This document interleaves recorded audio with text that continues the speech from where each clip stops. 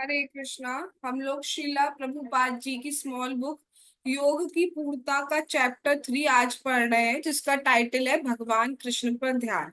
हम लोग दो चैप्टर पढ़ चुके हैं, जिसमें चैप्टर 1 में हमने पढ़ा कि कैसे जो अष्टांग योग के बारे में भगवान ने अर्जुन को कहा, उन्होंने अस्वीकार कर दिया कि ये बहुत टफ है मेरे लिए। उसके बाद कल कर्म योग की बात आई थी, कैसे हम भक्ति में कर्म कर सकते हैं। आज बात आ रही है कि कैसे हम भगवान पर ध्यान कर सकते हैं।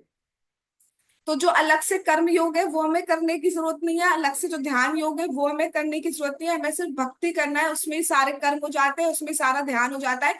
क्योंकि योग का अर्थ है अल्टीमेटली अपने आप को भगवान से जोड़ना, अपने मन को भगवान में लगाना, और वो सब भक्ति से हो सकता है। तो आइए समझते हैं कि हम भगवान कृष्ण पे ध्यान कैसे कर सकते हैं।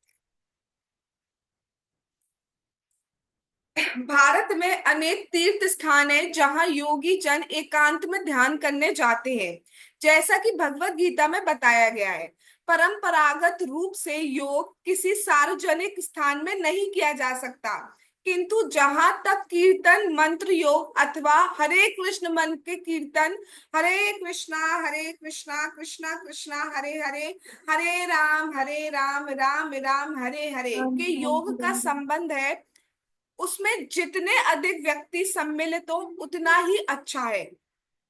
तो यहाँ पे क्या बात की जा रही है कि जो योगी जन है, तो जनरली हम क्या सुनते हैं कि उनको एकांत स्थान पे जाना पड़ता है। अगर उन्हें ध्यान करना है, किसी को ध्यान योग करना है, तो ध्यान योग पब्लिक प्लेस पे नहीं किया जा सकता है। आप सोचो, आप रेलवे स्टेशन पे जाके ध्यान कर सकते हो? तो ध्यान में वो जो ट्रेन की जो आवाज होती है वो ही सुनाई देगी, और बाकी का शोर। तो ध्यान के लिए हमें कोई एकांत स्थान पर जाना पड़ता है। ठीक है। अब सोचो, आपसे पहले दिन ही, भक्ति के पहले दिन ही कह दिया जाए कि आपको घर बार छोड़ के जाना है, तो कितने लोग यहाँ पर ऐसे हैं जो भक्ति में आते हैं। हम ये कह रहे थे घर बार हम तुझे छोड़ देंगे, घर बार तो हम नहीं छोड़ के जा सकते थे। अगर कोई रेस्पेक्टेबल है तो हम आपको छोड़ देंगे, हम घर बार नहीं छोड़ के जा सकते। नहीं जाते, नहीं एक्सेप्ट करते।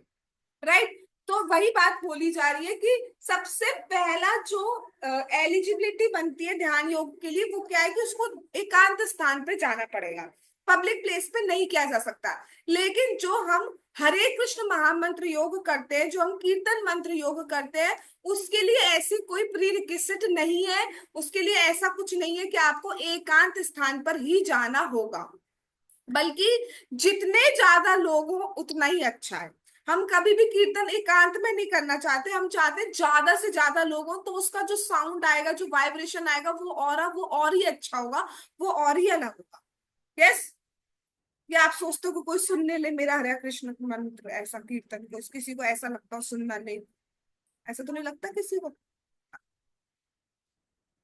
लगभग 500 वर्ष पूर्व जब भारत में भगवान कृष्ण चैतन्य महाप्रभु कीर्तन करते थे, तो वे प्रत्येक समूह में 16 व्यक्तियों को कीर्तन का नेतृत्व करने की व्यवस्था करते थे, तथा उनके साथ हजारों व्यक्ति गाते थे। अब ये क्या 16-16 बात आ रही है? तो जब स्पीकर्स नहीं होते थे तो क्या किया जाता था, 16 लोग एक साथ गाते थे। फिर उसके बाद बाकी के हजारों लोग उस गायन को, उस लाइन को दोहराते थे। ठीक है। अब जैसे क्या होता है, एक स्पीकर गा रहा होता है माइक पे, उसके बाद ये एक रेस्पेक्ट होता है, ये एक आदर होता है कि जो गा रहा है उसको सुनना चाहिए, उस टाइम गाना नहीं चाहिए। और उसके बाद जब हमारा चांस आता है तब सबको गाना चाहिए, और उसमें भी ट्यून चेंज नहीं करनी चाहिए। ये बेसिक एटिकेट्स होते हैं। तो जब जब स्पीकर्स वगैरह नहीं थे, तो महाप्रभु क्या करते थे, 16 लोगों की टोली वो एक साथ गाते थे, उसके बाद हजारों लोग उसी को दोहराते थे। तो ये कीर्तन बहुत ही सर्वश्रेष्ठ माना जाता था। इसमें ध्यान इतना ज्यादा हो जाता है। आप देखो, अगर आप एकांत में कुछ ध्यान करने बैठो, आप कथा भी सुनने बैठो, तो उसमें डिस्ट्रैक्शन बिल्कुल भी पसंद नहीं आता, हम पॉइंट मिस कर सकते हैं। बच्चे पै पै पै करते रहे तो हमें गुस्सा सी आ जाती है, क्या है ये, कैसे हम बोले। लेकिन जो कीर्तन हो रहा होता है तो उसमें बच्चे भी पै पै पै पै नहीं करते, वो भी डांस करना इवन स्टार्ट कर देते हैं। ठीक है। तो उसमें ऐसा कुछ नहीं होता कि आपको अकेले में जाके करना है, आप हजारों करोड़ों लोगों के साथ एक साथ गा सकते हो, और जितना ज्यादा होंगे उतना ही अच्छा होगा, उतना ही ज्यादा मोटिवेट हो पाते हैं। कीर्तन या भगवान के नाम और यश के सामूहिक गायन में सम्मिलित होना इस युग में संभव भी है और सरल भी है। परंतु जहां तक ध्यान योग पद्धति का संबंध है वह बहुत कठिन है। इस कलयुग में ये पॉसिबल ही नहीं है कि हम ध्यान योग कर पाए, क्योंकि अकेले स्थान पर जाना होगा। और भी बहुत सारी चीजें बताएगी कि क्यों नहीं कर सकते हम। लेकिन हरे कृष्ण मंत्र का जो कीर्तन है वो ध्यान योग से भी ज्यादा है। उसमें भी तो हम ध्यान कर रहे हैं, हम भगवान के नामों पे ध्यान कर रहे हैं। हम हरे कृष्ण कीर्तन करते टाइम भगवान हमारे सामने है विग्रह रूप में, हम उसमें ध्यान कर सकते हैं। हम उनके एक एक नाम पर ध्यान कर सकते हैं। तो वो सर्वश्रेष्ठ ध्यान योग है और वो हमारे लिए पॉसिबल भी है और इजी भी है और सर्वश्रेष्ठ रिजल्ट देने वाला है। इंस्टेड कि हम ध्यान योग करने बैठ जाए, अगर ऐसा करने बैठ जाए तो हमारे ध्यान में या तो अंधेरा ही आएगा, कुछ भी नहीं आ रहा, फिलहाल तो अंधेरा सही आ रहा है, या भोग से रिलेटेड कुछ चीजें आ जाएंगी हमारी, आसक्तियों से रिलेटेड हमारी कुछ चीजें आ जाएंगी।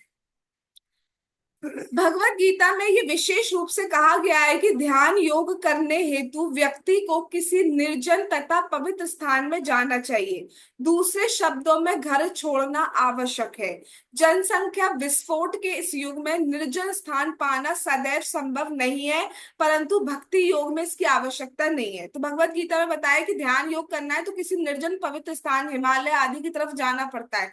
लेकिन जनसंख्या विस्फोट हो चुका है, इतनी ज्यादा जनसंख्या है कि जहां जाओ वहां जनसंख्या मिल जाएगी। तो ऐसे टाइम पर ध्यान करना पॉसिबल नहीं है।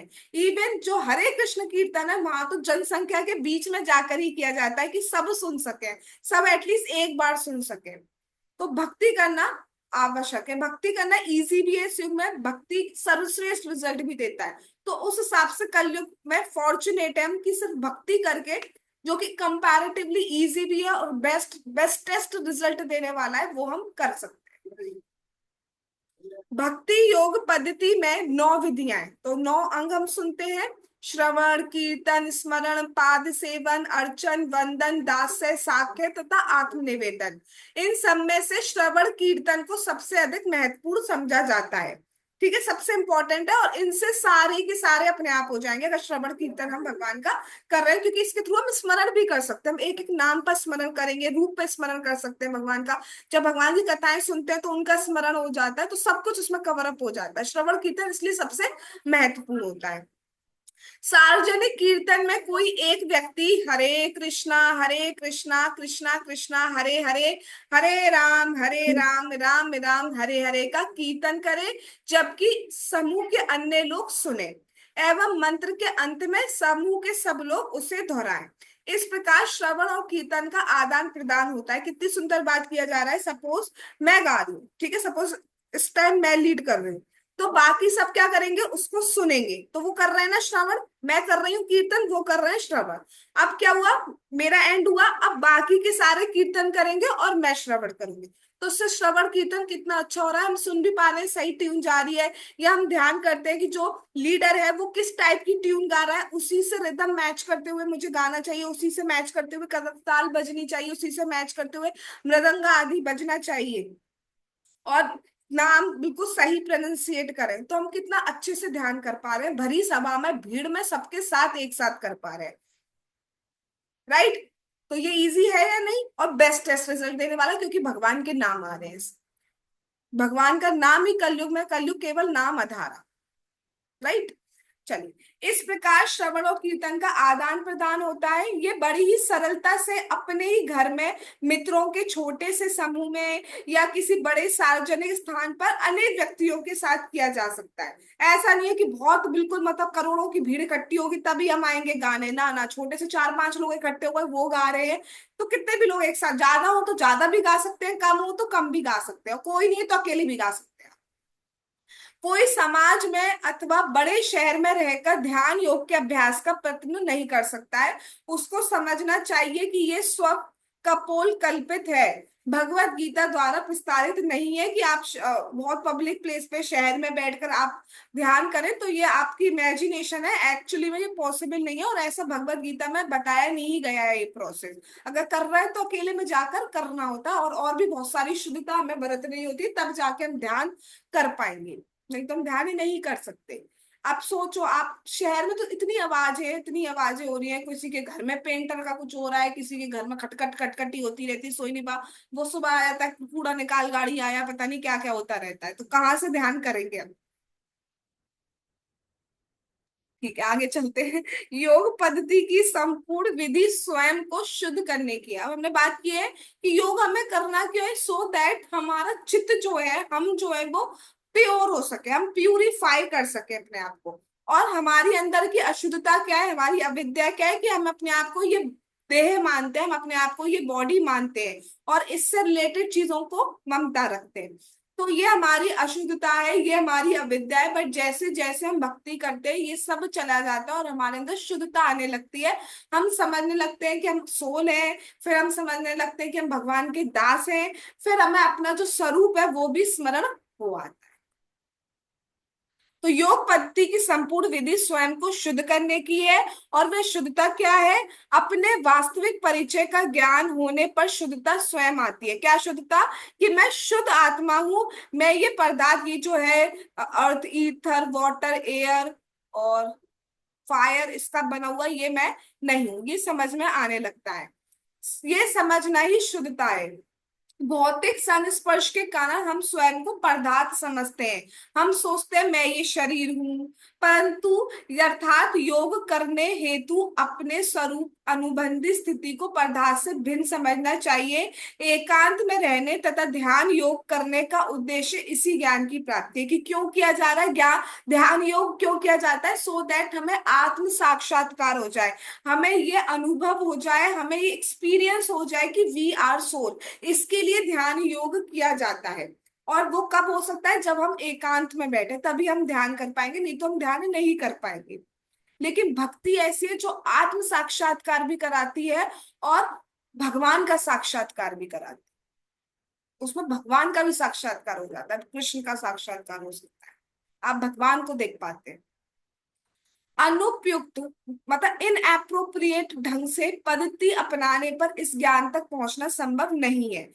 किसी भी स्थिति में भगवान चैतन्य, भगवान कृष्ण चैतन्य महाप्रभु का यही विचार है। हरेर नाम हरेर नामेव केवलम कलौ नास्तेव नास्तेव नास्तेव कतिर अन्यथा। भगवान कृष्ण चैतन्य महाप्रभु ने एक ही बात कही है, क्या कही है, कि कलह और विवादों के इस युग अर्थात कलयुग में हरि नाम के अतिरिक्त आत्म साक्षात्कार की अन्य कोई विधि नहीं है, नहीं है, नहीं है। 3 बार कह रहे हैं, स्पेशल एम्फेसाइज करने के लिए, और कि और कोई प्रोसेस काम नहीं करेगी, केवल हरि का नाम ही काम करेगा। इसलिए एक बार बोल लो, हरे कृष्णा कृष्णा कृष्णा हरे हरे, हरे राम राम राम हरे हरे। कम से कम पाश्चात्य जगत में सामान्यतः ये सोचा जाता है कि योग पद्धति का अर्थ शून्य का ध्यान करना है। और सबसे बड़ी बात तो ये, एक तो ये है कि सबसे बड़ी प्रॉब्लम आ गई कि एकांत में जाके ध्यान करना है। दूसरे सबसे बड़ी प्रॉब्लम आती है कि ध्यान करना किस पे।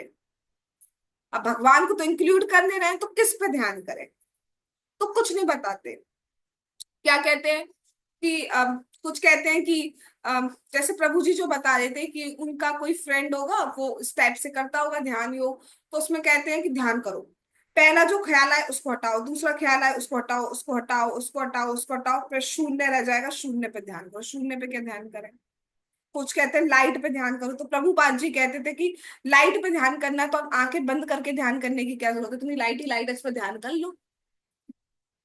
बंद करके क्या ध्यान कर रहे हो लाइट पर। तो वास्तव में अगर ध्यान करना है तो भगवान पे ध्यान किया जाता है, लेकिन वो ध्यान, ये भी नहीं पता है ध्यान किस पे। अब हम ध्यान कर रहे हैं, 2 मिनट का टाइम नहीं होता, लेकिन फिर भी 1 मिनट की एक्सरसाइज करेंगे, ध्यान करें, तो क्या ध्यान करोगे, काले काले में तो मुझे तो काला ही दिखता है। और बाकी कुछ कुछ जो भी है हमारे अटैचमेंट्स हमें दिख जाएंगे, या किसी का बहुत अटैचमेंट, भूख लग रही है तो खाने से रिलेटेड चीज दिख सकती है, इस टाइप से कुछ दिख सकता है। किसी को, किसी के घर में शादी है, अब उसको कपड़े खरीदने हैं तो उसे कपड़े ही कपड़े दिखेंगे, आंख बंद करके ऐसा हो कपड़ा, ऐसा हो, यहाँ से ऐसा हो, वहां से वैसा हो।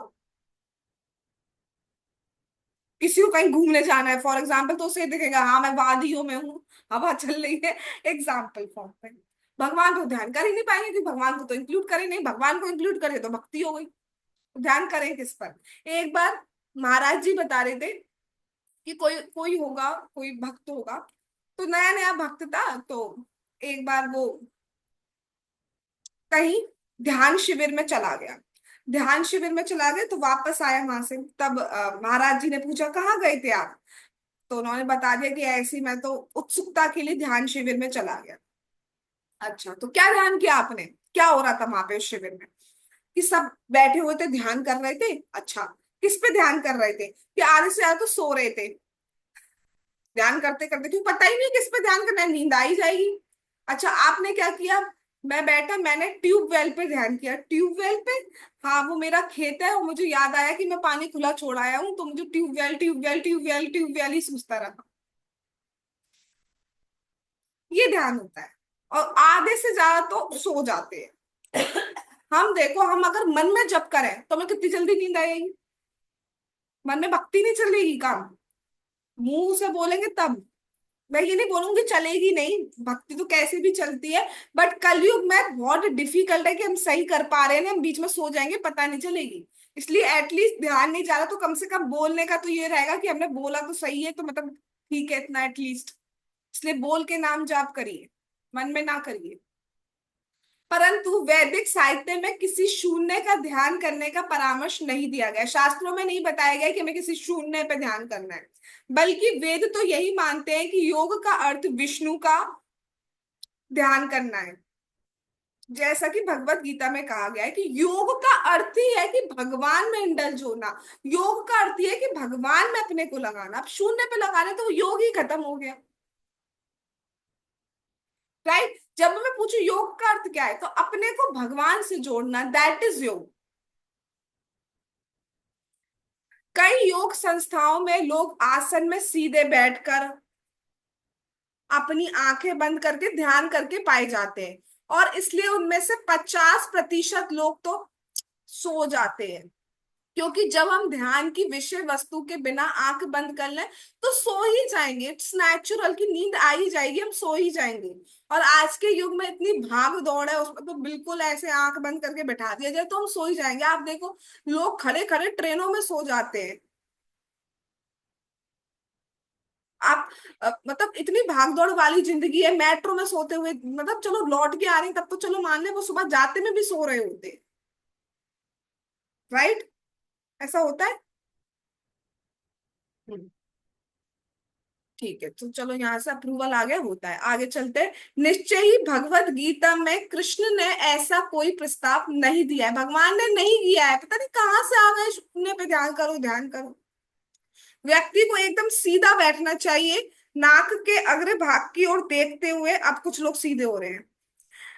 नाक के अग्र भाग की ओर देखते हुए आंखों को अध खुला रखना चाहिए। अब सोचो, आंखें 1 मिनट के लिए थोड़ा सा ट्राई करो, आंखें खुले आधी छोए, और सुबह वो जब जप वाला टाइम होता है, मतलब ऐसे बैठो तब तक तो नींद आ जाती है। और ऐसे बैठेंगे तो लेटे पड़े हुए मिलेंगे।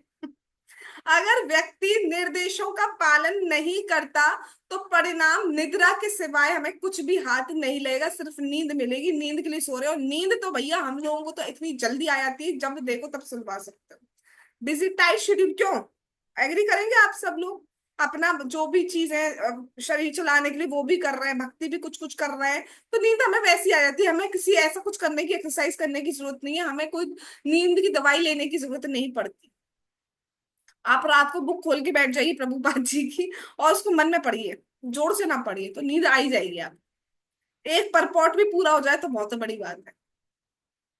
निश्चय ही कभी कभी सोते हुए भी ध्यान चलता रहता है, किंतु ये योग की प्रस्तावित विधि नहीं है। अब सो रहे हैं, सोने में कुछ माइंड में आ रहा है तो उसको ध्यान ही नहीं कहा जाता है। अतः स्वयं को जागृत करने हेतु कृष्ण परामर्श देते हैं कि व्यक्ति को सदैव नाग के अग्रभाग पर दृष्टि रखनी चाहिए। साथ ही व्यक्ति को सदैव शांत रहना चाहिए। अब ये बता रहे हैं कि क्या करना चाहिए हमें। इधर दृष्टि रखनी चाहिए, ना बहुत ऊपर देखना चाहिए, क्योंकि इससे क्या होगा, बहुत सारी चीजें देखेंगे तो हम डेविएट होंगे। बिल्कुल आंखें बंद करते हैं तो नींद आती है, इसलिए हम मॉडरेट रखते हैं, ज्यादा घुमानी नहीं चाहिए आंखें। शांत रहना चाहिए। यदि मन उत्तेजित है और यदि उसमें अत्यधिक क्रिया चल रही है तो व्यक्ति ध्यान करने में असमर्थ होगा। ध्यान क्यों नहीं कर पा रहे हैं? क्योंकि एकदम सीधे नहीं बैठ सकते। जहाँ अगर प्रैक्टिस करवाई जाए, कितनी देर हम सीधे बैठ जाएंगे एक ही पोजीशन पे? कितनी बार हम हिलते रहते हैं हिलते रहते हैं हिलते रहते हैं, कुछ तो बिल्कुल ऐसे ऐसे ऐसे करे जाएंगे, टूट ही जाएगा सर। कितना हिलते रहते हैं, इतना हमारे अंदर रजोगुण होता है कि हम हिलते रहते हैं, हमें लगता है कि अब ज्यादा अच्छा हो जाएगा। फिर लगता है थोड़ी देर में ऐसे हो जाएगा, फिर लगेगा अब ऐसे अच्छा हो जाएगा। कितनी बार हिलते रहते हो, नहीं है तो किसी की कोई प्रॉब्लम है, किसी की कोई प्रॉब्लम है, कमर में दर्द है, यहाँ दर्द है, वहां दर्द है, हिलते ही रहते हैं। तो कैसे ध्यान करेंगे? और मन तो शांत होता नहीं, उत्तेजित, हाय हाय आज ये करना है, ये करना है, पेपर है, पेपर है, पेपर है, पेपर नहीं है, नहीं है, नहीं है, रिजल्ट आएगा, आएगा, आएगा, फेल हो गई, हो गई, हो गई। इस टाइप से कुछ भी चीजें चलती रहती हैं। ध्यान योग में तो कैसे ध्यान करेंगे, हमारे मन में तो वही चीजें चलती रहेंगी, जो भी हम फेस कर रहे हैं चीजें, चाहे वो अच्छी हो, चाहे नेगेटिव हो, चाहे पॉजिटिव हो, या न्यूट्रल हो, तो अभी क्यों नहीं है, क्यों नहीं है, क्यों नहीं है, कुछ ना कुछ चलता ही रहता है माइंड में। यस, आज जॉब पे ये हुआ, ये हुआ, क्यों नहीं हुआ, हुआ है। ध्यान योग में व्यक्ति को भय से भी रहित होना चाहिए। अगर ध्यान योग करना है तो देखो क्या क्या बताया जा रहा है, सीधे बैठना है, शांत रहना है, मन को शांत रखना है, भय मुक्त होना चाहिए। भय मुक्त का क्या अर्थ है भाई? अब अकेले छोड़ के जा रहे हो, अब आपको ये डर है पता नहीं खाने को मिलेगा या नहीं, शेर आ गया तो क्या होगा, तो कैसे ध्यान करेंगे? आप ध्यान करने बैठे हैं, वहां से कुछ बाई चांस हल्की सी आवाज आ गई, वही निकल गए, तो कहाँ से ध्यान करेंगे? तो ये भय मुक्त होना चाहिए, तब जाके ध्यान कर पाएंगे। अब भूख लगेगी तो काम मिलेगा, नहीं मिलेगा, पेड़ पता नहीं कैसे होंगे वहां पे हिमालय के, पता नहीं खाने को मिलता नहीं होगा, क्या होता होगा। तो ये अगर ऐसे करेंगे तो कैसे जाके रह पाएंगे, और कैसे जाके ध्यान कर पाएंगे? तो हम नहीं कर सकते, we are accepting that we can't do. आध्यात्मिक जीवन में प्रवेश करने पर भय का कोई प्रश्न नहीं रहता। एवं और एक और कंडीशन बताई जा रही है कि अगर ध्यान योग करना है तो पूरी रूप से 100% फिजिकली, मेंटली, हर तरीके से मैथुन से पूर्णतया मुक्त यानी ब्रह्मचारी होना चाहिए। कट गए सब। और ना ही इस प्रकार से ध्यान करते समय कोई इच्छा रहनी चाहिए कि काश होती या होता, तो वो सब चला गया, होती होती पे ही ध्यान चला जाएगा, तो हो गया ध्यान, कहाँ से ध्यान करेंगे फिर? इच्छा रहित होने तथा इस पद्धति को समुचित प्रकार से करने पर मन व्यक्ति के वश में हो सकता है। अगर हम ये सारी चीजें फॉलो करते हुए ध्यान करें तो हमारा मन कुछ कुछ कंट्रोल हो सकता है। बट कलयुग में तो ये सब होना ही, हम तो पहले ही फेल हो गए, कर ही नहीं सकते। क्यों? ना तो हम पूरी तरह ब्रह्मचारी रह पा रहे हैं, ना हम शांत रह पा रहे हैं, भय से मुक्त तो बिल्कुल हो ही नहीं सकते। रात को पूछ के सोते हैं कि सुबह क्या बनेगा खाने में, तो भय मुक्त की तो छोड़ो, कुछ भी नहीं हो पाता है।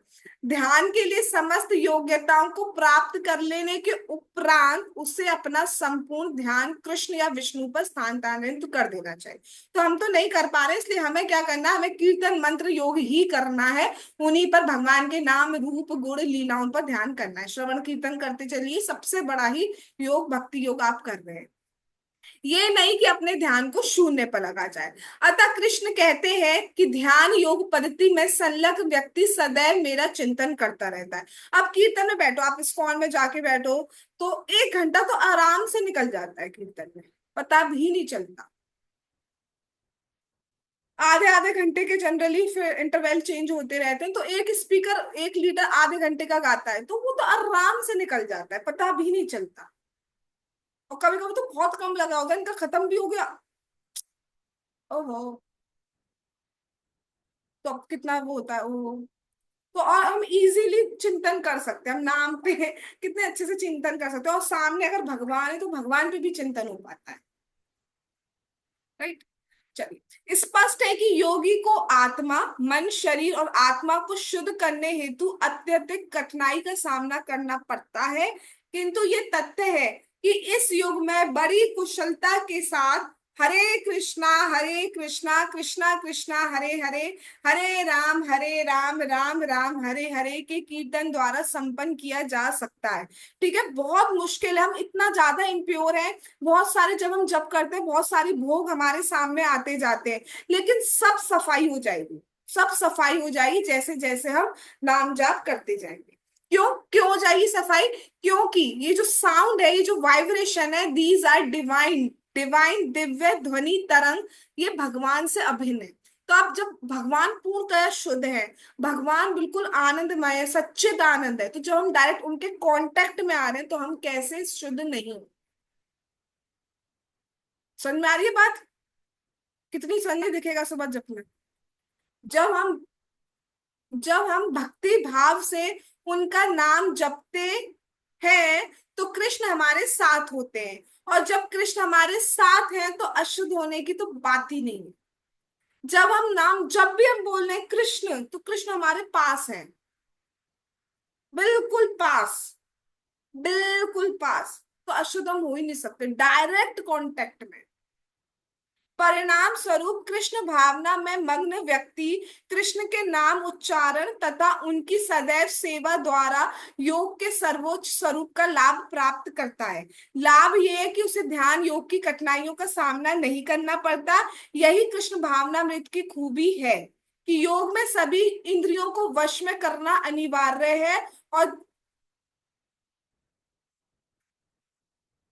और जब सारी इंद्रियां वश में हो तो मन को विष्णु के स्मरण में नियुक्त करना होता है। इस प्रकार भौतिक जीवन पर विजय पाकर व्यक्ति शांतिमय हो जाता है। क्या बात बोली जा रही है कि ध्यान योग में क्या इतनी सारी कठिनाइयों का, निर्जन स्थान पे जाना है, भय मुक्त रहना है, ब्रह्मचारी रहना है, शांत रहना है, उत्तेजित मन को शांत करना है, जो बहुत सारी कठिनाइयां हैं जो नहीं हो पाती है। लेकिन कृष्ण भावनामृत ऐसी है कि हम जब हम चैंटिंग कर रहे हैं हम इजीली कंट्रोल कर सकते हैं, जब हम सुन रहे हैं हम इजीली कंट्रोल।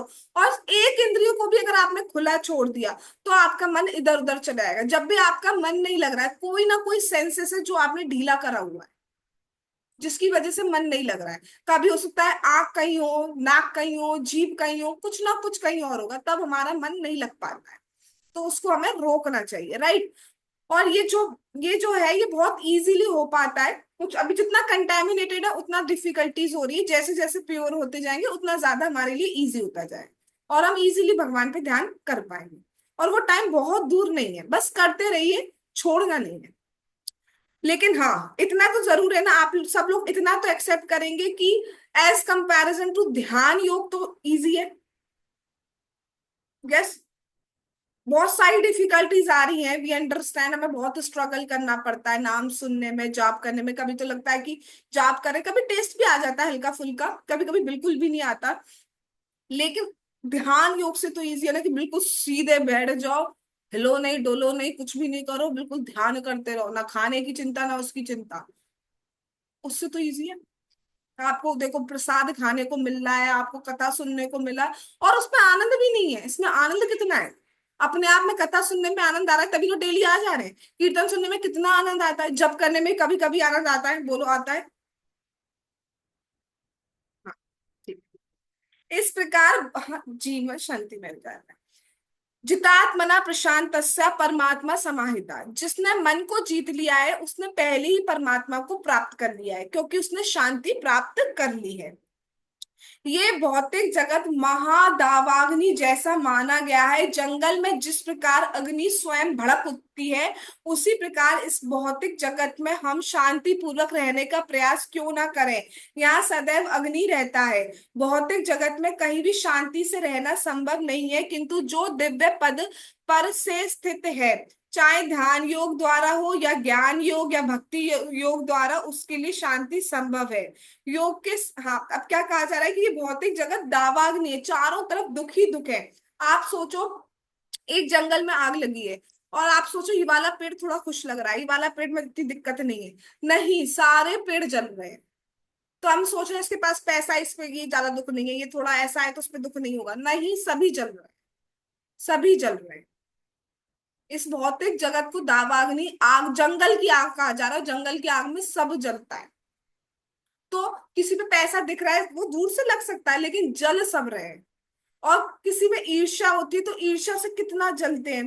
किसी में कोई और बीमारी हो गई तो बीमारी का दुख होता है। किसी में धन का अभाव है तो खाने पीने इन सब चीजों का दुख होता है। किसी में परिजन अपने सगे संबंधी दुख दे रहे हैं उसका दुख होता है। कहीं पर बहुत ठंड भयंकर पड़ रही है तो कितना कितना दुख होता है। तो हर कोई जल रहा होता है, लेकिन ये भक्ति योग द्वारा सब कट सकता है। क्योंकि हमारा जन्म मृत्यु चक्कर जो है वो खत्म हो जाएगा, इसलिए हम भौतिक जगत से मुक्त हो जाएंगे, तो अपने आप सब खत्म हो जाएगा। Thinking in,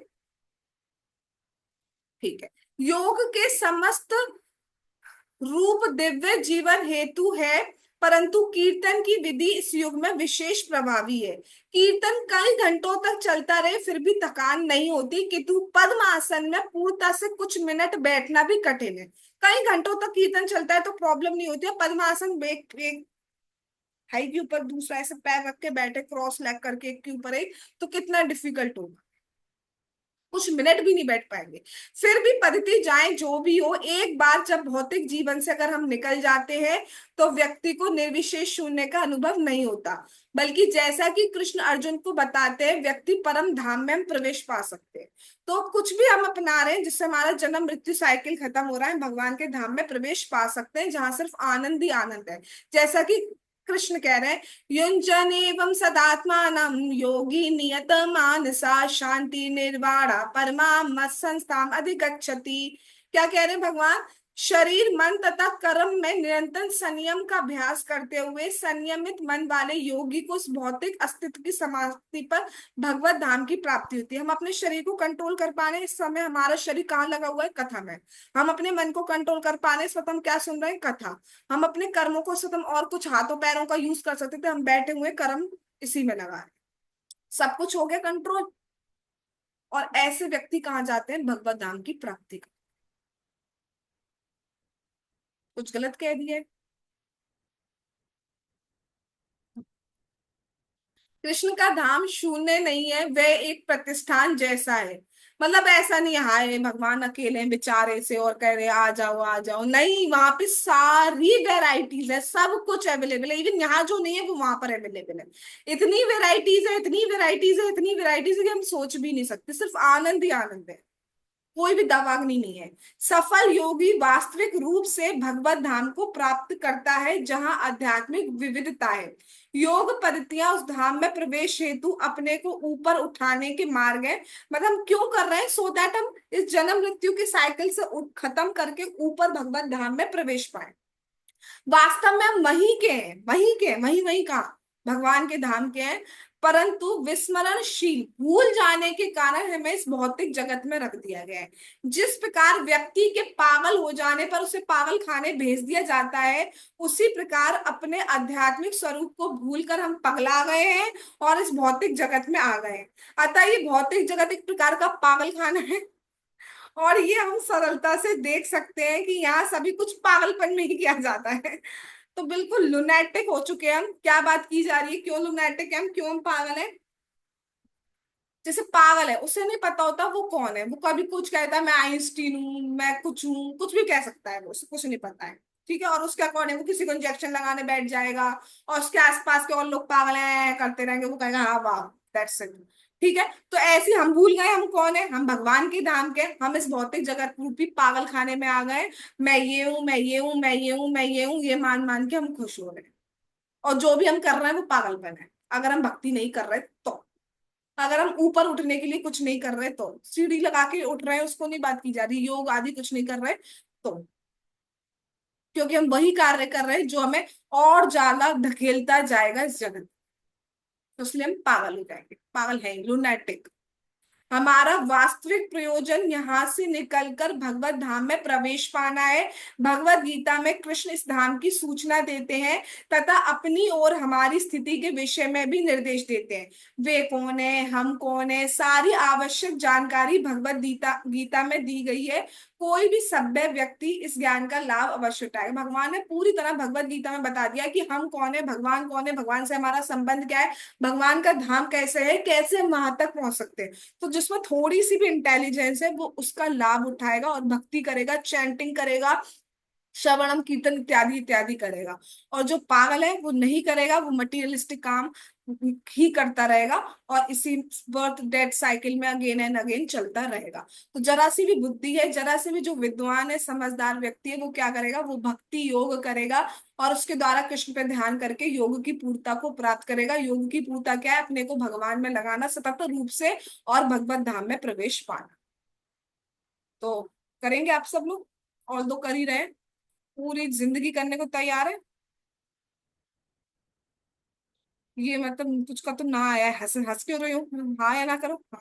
very good, very good श्रुति। ठीक है, कुछ ने कैमरा ऑफ कर दिया है कि नहीं बताएंगे, सरप्राइज है। ठीक है, हम मान लेते हैं हाँ ही कर रहे हैं सब। तो यही वास्तव में योग की पूर्णता है कि हम भक्ति करें और वो उसके थ्रू हम भगवत धाम में प्रवेश पा जाए। जगत गुरु शीला प्रभुपाद की जय, योग की पूर्ता बुक की जय, श्री श्री गौर निताई की जय, श्री श्री कृष्ण बलराम की जय, श्री श्री ललिता विशाखा राधे श्याम की जय, श्री वृंदावन धाम की जय, हरे कृष्ण महामंत्र की जय, श्री जगन्नाथ श्री बलदेव श्री सुभद्रा महारानी की जय, निताई गौर प्रेमानंदे हरि हरि बोल। हरे कृष्णा कृष्णा कृष्णा हरे हरे, हरे राम राम राम हरे हरे। वंशा कल्पतरुभ्यश्च कृपा सिंधु भये पतितानां पावनेभ्यो वैष्णवेभ्यो नमो नमः। All glories to assembled devotees. Hare Krishna. Thanks for coming.